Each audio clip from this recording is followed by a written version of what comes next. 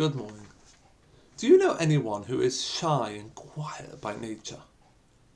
They don't talk much. They're the last ones to put up their hand in class or to volunteer any information about themselves. They may be very friendly, but they're more introverted. I've got a couple of such friends, and each of them has the same wonderful quality. They think before they speak. And everyone around them knows this. When they do speak, everyone's quiet. And they listen carefully. Because they know that these people don't waste words. I don't know if Jacob was such an introvert. But he was certainly someone who didn't waste words. Who clearly thought what he was going to say to people.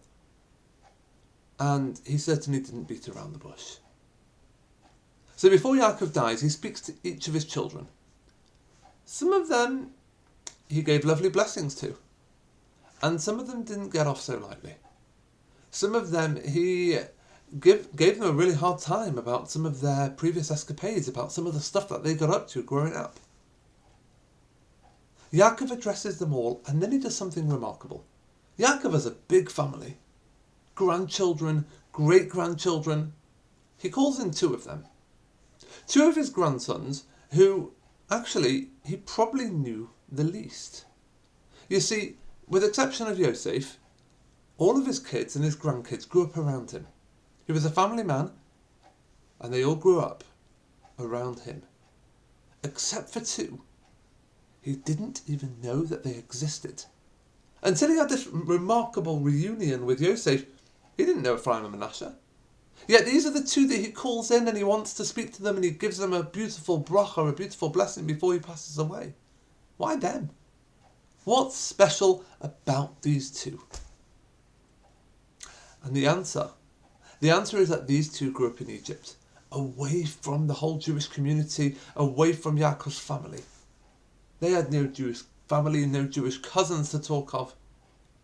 Yet, that didn't hold them back. They managed to hold on to their family values, their family traditions, and not assimilate. It's so much easier to do the right thing when you're surrounded by people who are doing the right thing. If everyone in your class is studying hard, it makes it much easier for you to study yourself. But when everyone in your class is messing around, and you persevere, you make a point of not following the crowd, but you're going to do the right thing regardless. That's much more impressive. That's much more worthy. Why does Yaakov emphasize, why does he focus on these two? Why does he praise these two grandkids over all the others? Because these two hold on to their faith and their traditions, their religion, in spite of everyone around them in Egypt. There's a time to follow the crowd, and there's a time when we've got to think for ourselves what is right. Let us make sure that we know the difference. Have a wonderful day.